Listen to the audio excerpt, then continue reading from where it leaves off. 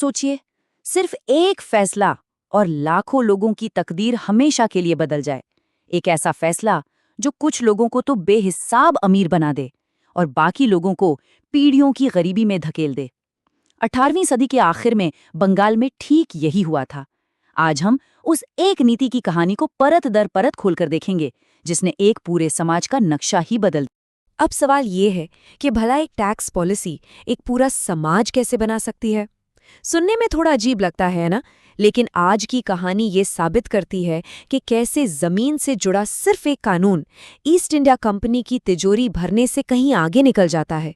ये एक नया अमीर तबका पैदा करता है, लाखों किसानों की जिंदगी पलट देता है और एक ऐसी विरासत छोड़ जाता है जिसे आज तक महसूस किया जाता है।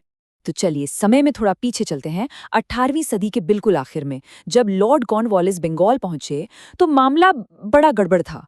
उनका सामना एक ऐसी व्यवस्था से हुआ जो पूरी तरह से अस्त-व्यस्त थी, लगभग टूटने की कगार पर। यह सिर्फ एक प्रशासनिक सिरदर्द नहीं था, बल्कि एक बहुत बड़ा सामाजिक संकट भी था। अगर उस समय के हालात को एक शब्द में बताना हो तो वो शब्द है अनिश्चितता। सब कुछ हवा में था, किसी को कुछ नहीं पता था कि आगे क्या होने वाला है। कंपनी को कोई अंदाजा नहीं था कि उसे कितना पैसा मिलेगा। जमींदारों को ये तक नहीं पता था कि अगले साल जमीन उनके पास रहेगी भी या नहीं।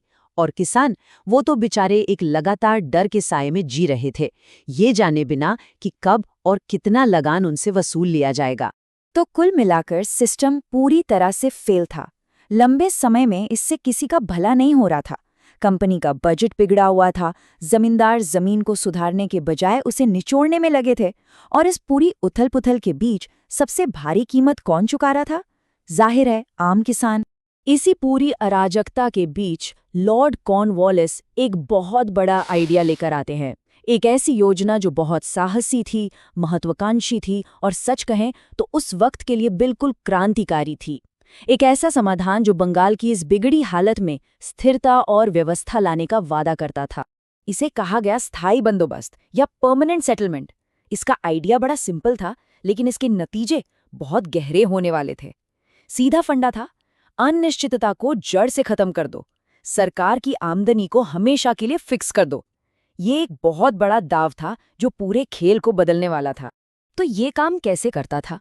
देखिए, सबसे बड़ा बदलाव तो ये था कि जमींदारों को जमीन का मालिक बना दिया गया, हमेशा के लिए। इसके बदले उन्हें सरकार को एक तय रकम देनी थी, फॉरएवर। जब तक वो पैसा देते रहे, जमीन उनकी थी। और किसानों का क्या?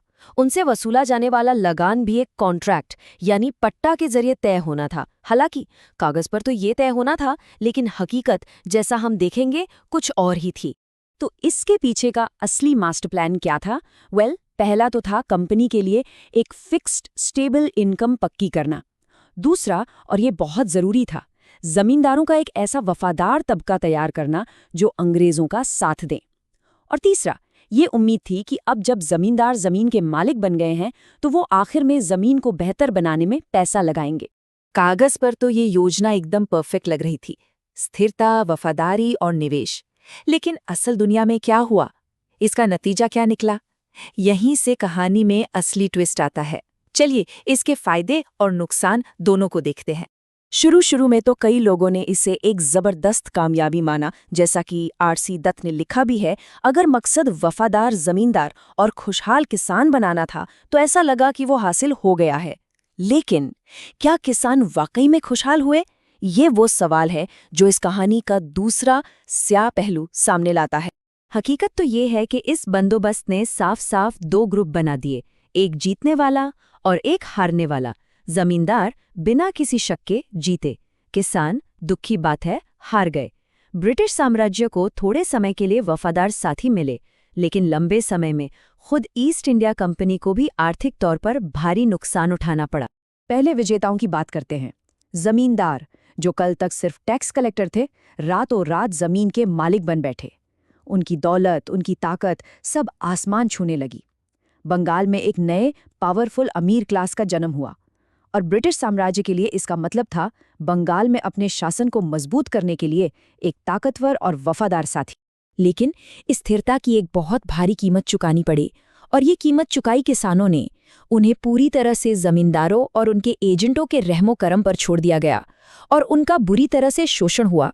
और विडंबना देखिए, लंबे समय में कंपनी ने भी एक तरह से अपने ही पैर पर कुल्हाड़ी मार ली थी। जैसे जैसे जमीन की कीमत और पैदावार बढ़ी, उनकी आमदनी वहीं की वहीं अटकी रह गई। जरा इस आंकड़े पर गौर कीजिए। एक अंदाजे के मुताबिक कंपनी को इस फिक्स्ड रेवेन्यू की वजह से हर साल लगभग 300 लाख रुपए का नुकसान हो रहा था।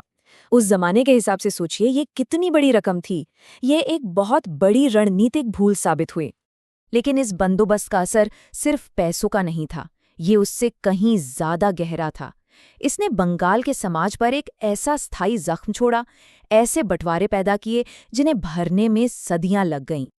और यही सबसे जरूरी बात है, ये सिर्फ एक टैक्स रिफॉर्म नहीं था, नहीं, ये एक तरह की सोशल इंजीनियरिंग थी। इसने समाज के पूरे ताने बाने को, रिश्तों की बुनियाद को हमेशा के लिए बदल कर रख दिया। और इसके नतीजे क्या हुए? हमने ऐसे अनुपस्थित जमींदारों को देखा जो कलकत्ता में ऐश कर रहे थे और उन्हें अपनी जमीनों और वहां काम करने वाले लोगों की कोई फिक्र नहीं थी। उनके एजेंट और बिचौलिए बिना किसी रहम के किसानों का खून चूसते थे। और आखिर में यही वफादार जमींदार वर्ग भारत के स्वतंत्रता आंदोलन के रास्ते में एक बड़ी रुकावट बनकर खड़ा हुआ। तो आखिर में सवाल यही बचता है, क्या ये कॉलोनियल रूल का एक मास्टर स्ट्रोक था या एक ऐतिहासिक भूल जिसने लाखों लोगों की जिंदगियां तबाह कर दी? सच, जैसा कि अक्सर होता है, काफी जटिल और दर्दनाक है। शायद ये एक ही समय में दोनों था।